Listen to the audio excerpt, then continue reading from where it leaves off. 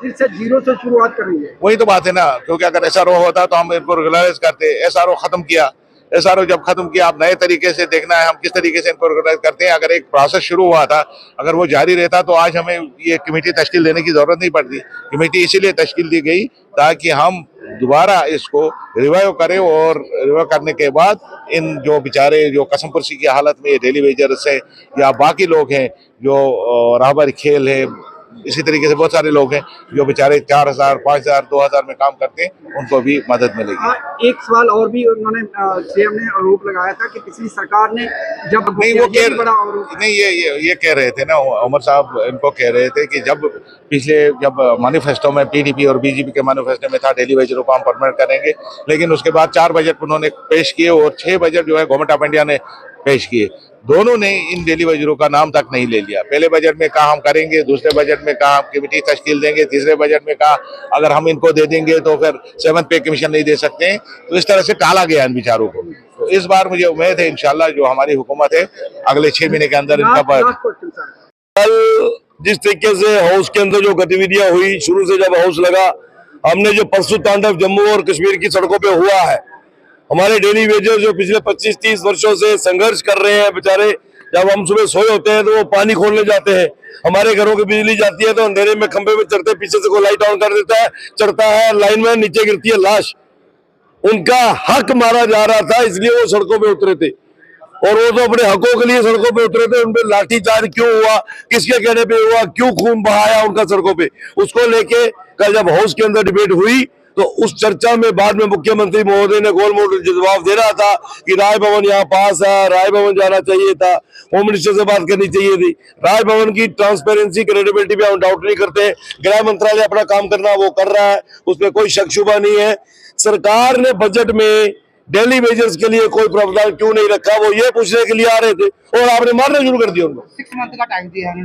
देखिए ये जो कमेटी भी बनी है, ये अपोजिशन के मजबूत रिएक्शन के बाद कमेटी बनी है। अगर हम रिएक्शन नहीं देते, हम इनको नकेल नहीं डालते, ये कमेटी नहीं बनाते थे।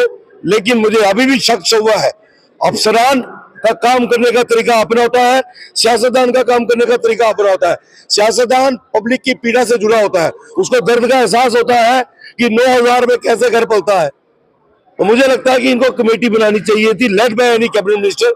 उसमें अपोजिशन के और रूलिंग के कुछ लेजिस्लेचर्स होते, वो 6 महीने नहीं 2 महीने में अंदर आपको निष्कर्ष निकाल के दे सकते थे कि इनका क्या क्या करना है, क्या ये चाहते हैं। इनको एज के हिसाब से इनको क्या क्या रिलैक्सेशन देकर फेस मैनर में सीनियर मोस्ट को पहले करके उनको हमने ओबलाइज कर सकते थे, एडजस्ट कर सकते थे। क्योंकि मैं ये यकीनन कह सकता हूं कि जिस दिन ये डेली वेजर पीएचई पीडीडी के खासकर ईमानदारी से अगर सड़कों पे उतर गए, इन्होंने काम करना बंद कर दिया, एक एक बूंद पानी को तरसेंगे हम, एक एक बूंद पानी को तरसेंगे हम। हमारे घरों की और पूरी स्टेट की बिजली बंद हो जाएगी, कोई जोड़ने वाला नहीं मिलेगा। तब क्या करेगा चीफ इंजीनियर, तब क्या करेगा एक्सीएन, तब क्या करेंगे चीफ सेक्रेटरी और उनकी टीम। तो यहाँ पर मुझे लगता है कुछ संदेह होता है कि मुख्यमंत्री महोदय को या तो अपने कैबिनेट पे यकीन नहीं था या अपने लेजिस्लेचर्स पे यकीन नहीं था, हम पे तो पहले ही नहीं है उनको। तो सीधी सारी बात है कि कमेटी बनाई है, अब यकीन करना पड़ेगा। हम कमेटी की फाइंडिंग्स के ऊपर नजर रखेंगे, टाइम एंड अगेन कमेटी के चेयरमैन साहब उनके मेंबर से पूछते रहेंगे आपकी क्या डेवलपमेंट है, आप कितने बार डेली वेजर्स के साथ बैठे। डेली वेजर्स के भी जो ग्रुप है उनसे भी हम पूछेंगे तो आपसे उन्होंने कोई डाटा लिया कि नहीं लिया, आपके साथ बैठे कि नहीं बैठे। तो ये मुझे लगता है कि अगर बनाई है तो विश्वास कर लेते हैं, नहीं कुछ करेंगे तो दोबारा ठोकेंगे। यूनिवर्सिटी की तरफ से ऑर्डर आता है कि 2 ऑर्गेनाइजेशंस को जो है बैन किया गया है कश्मीर के अंदर, तो क्या कहेंगे इस हवाले से नेशनल कॉन्फ्रेंस? देखिए, हम मरकजी में मैं नेशनल कॉन्फ्रेंस के स्पोक्स पर्सन की हैसियत से बात नहीं करता, मेरे पास वो अथॉरिटी नहीं। मैं सिर्फ ये गुजारिश करता हूँ मरकज़ की हुकूमत से कि जम्मू कश्मीर में एक अमन का माहौल इस वक्त नज़र आता है। इस अमन के माहौल में उनको मज़ीद लोगों को शामिल करना हो। जितने लोग अब भी उनकी नज़र में दायरे से बाहर हैं, उनको मेन स्ट्रीम करने की ज़रूरत है, उनको अपना बनाने की ज़रूरत है। उनको अगर मिसाल के तौर पर कोई मजहबी जमात या कोई सियासी मजहबी जमात अपना रवैया बदलना चाहती है और सिंसियरिटी के साथ बदलना चाहती है, तो उनको मेन स्ट्रीम करने में कोई हर्ज नहीं है। ये आपके अपने लोग हैं, अगर आपकी नज़र में ये ट्रैक से हट गए थे, इनको ट्रैक पे लाने की ज़रूरत है। अगर आप इनको ट्रैक पे नहीं लाएंगे तो आप एक कॉन्स्टिट्यूंसी खुली छोड़ रहे हैं।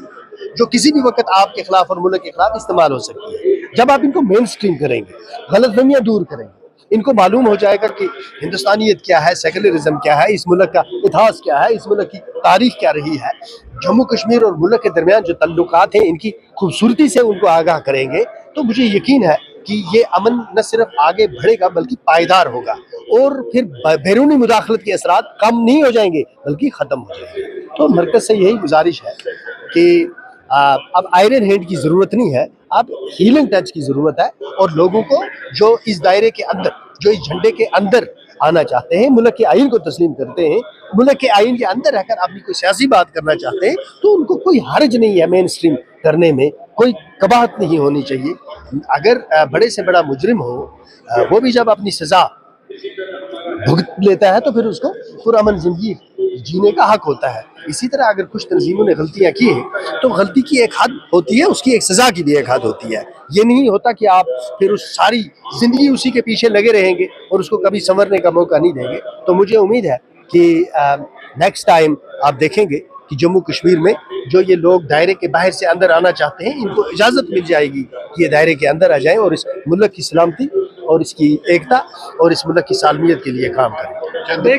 बहुत अच्छी बात है, बड़ा मैं तो मानता हूँ इसको ज़्यादा तो हिस्टोरिकल स्टेप है जो सालों से नहीं हुआ, जो 20-25 साल से नहीं हुआ सही मायनों में, वो आज हो रहा है 6 महीने के अंदर। ऐसा नहीं कि सरकार के 6 महीने बचे हैं, 6 महीने के अंदर या साल बचा है, सरकार के पौने 5 साल बचे हैं और 6 महीने के अंदर रिपोर्ट आएगी, तो बाकी जो 4 साल बचे हैं उस पर कार्रवाई होगी और 4 साल के अंदर अंदर चाहे वो 50,000 हो, 60,000 हो, 70,000 डेली वेजर्स हो, उनको रिकॉग्नाइज किया जाएगा। ऐसा नहीं है कि जो 10 साल में डबल इंजन सरकार ने 500 डेली वेजर्स को अपॉइंट किया, नहीं, आने वाले 5 साल में जितने भी 50,000 से भी जाहिद जो डेली वेजर्स है उनको परमिट किया जाएगा। ये सरकार का वादा है उमर की सरकार से। तब से दुनिया बदल गई है, कहाँ से कहाँ हालात आ गए, लोग आ गए। सीएम साहब ने वादा किया, हम वादा बंद है, अगर हम ये पूरा करने में नाकाम रहे तो हमारे लिए सियासत करना बड़ा मुश्किल होगा। आम लोगों को ये टच करता है, आम लोगों की घर की बात है, बच्चों की इनकी फीस की बात है, इनकी दवाइयों की बात है। अगर हम इतने बड़े पॉपुलेशन को कैटर नहीं कर पाए तो हमारा यहाँ होने का कोई फ़ायदा नहीं है। तो मैं ये समझता हूँ कि जितने भी है ये डेली वेजर्स है, रहबरी तालीम है, ज़राअत है, सेहत है, खेल है, तो उसके मज़ीद हेल्थ, PHE जितने भी हैं, ये स्पोर्ट्स, जितने भी ये डेली वेजर्स है, CIC ऑपरेटर्स है, NYCs है, हमें इंश्योर करना है कि इनका मसला हल हो जाए और जो हमारे प्रॉमिस हम फुलफिल करें और 5 साल बाद जब हम इनके पास दोबारा जाए तो एक मैसिव मैंडेट के साथ ये हम इन्हीं लोगों को दोबारा इसी से मिलेंगे। बताती राय है कि ये नहीं होना चाहिए था, क्योंकि मीरवाइज साहब अपने रिलीजियस जो उनका इन्फ्लुएंस है as a religious leader, as a religious scholar और सोशल जो एस्पेक्ट्स को जो टच करते हैं हमेशा अपने इन्फ्लुएंस के थ्रू, तो मुझे लगता है हमेशा उनको एंगेज करने की कोशिश की जानी चाहिए। उनका इम्पैक्ट है, वो बहुत मदद कर सकते हैं एक प्रोसेस को सेट करने में, एक पॉलिटिकल प्रोसेस को एक बेहतरीन निज़ाम को बनाने में मीरवाइज साहब का बहुत अहम रोल है। उस पर कोशिश की जानी चाहिए कि उस पर काम हो, बजाय इसके कि उनकी ऑर्गेनाइजेशन को बैन किया जाए।